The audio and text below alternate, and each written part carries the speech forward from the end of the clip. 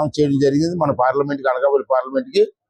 CM Ramesh గారు రేపు ఇక్కడ పోటీ చేస్తున్న సంగతి కూడా ప్రజలందరికీ చెప్పడం కోసం. సిఎంఆర్ ఇప్పుడు మరింత వైభవంగా, విశాలంగా మన ఉప్పల్లో గ్రాండ్ రీఓపెనింగ్ 28 మార్చ్. మరి రేపు చేయబోయే కార్యక్రమాలను నిర్ణయం చేసుకోవడం కోసం ఇక్కడ మొట్టమొదటి సమావేశం ఏర్పాటు చేసుకోవడం జరిగింది. మరి ఈ సమావేశంలో నేను మీ ద్వారా మనం చేసేది ఏంటంటే, ప్రజలందరికీ కూడా ఈ రోజు ఈ పొత్తులు ఎందుకు పెట్టుకున్నామంటే అది చాలా ముఖ్యమైన విషయం. రాష్ట్ర భవిష్యత్తు కోసం పెట్టుకోవడం జరిగింది. రాష్ట్ర భవిష్యత్తు ఏ విధంగా ఉందో మనందరికి తెలుసు.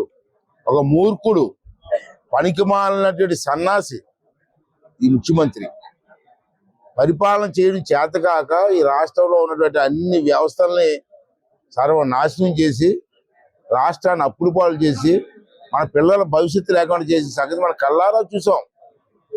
రాష్ట్రం అప్పుల పాలు అయిపోయింది, అభివృద్ధి లేదు. అంచేది ఆ రాష్ట్రాన్ని కాపాడడం కోసం, మన పిల్లల భవిష్యత్తుని కాపాడడం కోసం మరి పొత్తులు అనేది పెట్టుకున్న సంగతి తెలుసు. అలాగే బీజేపీ కూడా రేపు కేంద్రంలో మోడీ గారి ప్రభుత్వం వస్తున్న సూచనలు మనకు క్లియర్గా కనబడుతున్నాయి. అండ్ మరి పాడైపోయిన రాష్ట్రాన్ని, నష్టపోయిన రాష్ట్రాన్ని బాగు చేసుకోవాలంటే కేంద్ర ప్రభుత్వం సహాయం చాలా అవసరం మనకి ఈ రోజుల్లో. అంతే తప్పనిసరిగా పరిస్థితుల్లో అందరం కలిసి పోటీ చేసి ఈ రాష్ట్రాన్ని అభివృద్ధి చేయడం కోసం మేము నిర్ణయం తీసుకోవడం జరిగింది. దాంట్లో భాగంగా రమేష్ గారు కేటాయించారు ఈ సీటు. అంటే రమేష్ గారు ఒక అనుభవం ఉన్న వ్యక్తి, మీ అందరికీ తెలిసిన విషయం. పూర్వం మాతో పాటు రాజకీయాలకు వచ్చారు, రాజకీయాలు చేసుకున్నారు, ఎంపీలు చేశారు, రాజ్యసభ ఎంపీలు కూడా అనుభవం ఉన్న వ్యక్తి. రేపు ఎంపీగా గెలిస్తే వారి సహకారంతో,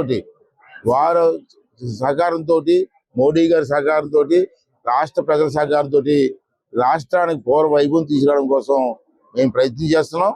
ఈ ప్రయత్నంలో ప్రజలందరూ కూడా మా తాలూకు పొత్తును మీరు అర్థం చేసుకొని, మా తాలూకు ఆలోచన విధానాన్ని మీరు అర్థం చేసుకొని ఈ రాష్ట్ర భవిష్యత్తు కోసం అన్ని వర్గాల ప్రజలు కూడా మా ఉమ్మడి అభ్యర్థి అయినటువంటి రమేష్ గారిని, అలాగే మా క్యాండిడేట్లందరినీ కూడా గెలిపించి ఈ రాష్ట్రంలో పూర్వ వైభవం తీసుకురావాలని చెప్పి ఈ ప్రెస్ ద్వారా ప్రజలందరినీ కూడా మనస్ఫూర్తిగా కోరుకున్నారు. 30,000 మంది తక్కువ లేకుండా పబ్లిక్ మీటింగ్ ఏర్పాటు చేయాలి.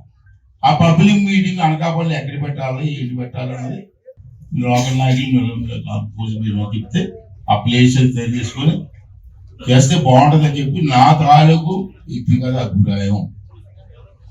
అలా చేద్దామా, అది నాకు దీనికంటే బెటర్గా చేద్దామంటే మీరు సలహాలు ఇవ్వండి. మొత్తం మీద గ్రాండ్ ఎంట్రీ అదిపోవాలా అన్నది ఇక్కడ అన్ని పార్టీలతో సలహాలు తీసుకోవాలి. జనసేన కానీ బీజేపీ కానీ ఏంటంటే నా ఉద్దేశం ఏంటంటే